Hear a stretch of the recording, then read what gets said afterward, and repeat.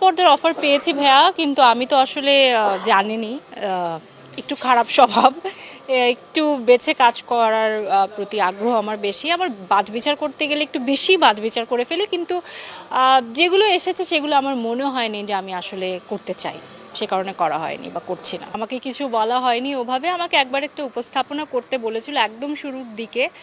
তো আমার কাছে মনে হয়েছে যে তখন আমি একদম গরম গরম ওনার নায়িকা হিসেবে বের হয়েছি। আমার আসলে ওনার ওই অনুষ্ঠানটা, যদিও উনি আমার সাথে কথা বলেনি, ওনার টিম থেকে কথা বলেছিল।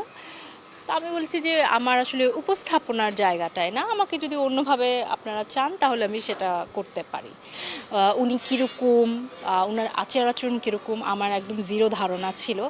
অনেকে অনেক কিছু বলবার চেষ্টা করেছে, কিন্তু আমি আসলে কোনো কিছুই কানে না নিয়ে একেবারে ব্ল্যাঙ্ক অবস্থাতেই গিয়েছিলাম, এবং আমি এই ধারণা নিয়েই গিয়েছিলাম যে উনি বেশ ভালো মানুষ, কারণ ওটা আমাকে হেল্প করবে কাজে যদি আমি নিজেকে ওভাবে প্রিপেয়ার করি, এবং আমি ওনাকে ঠিক তাই পেয়েছি।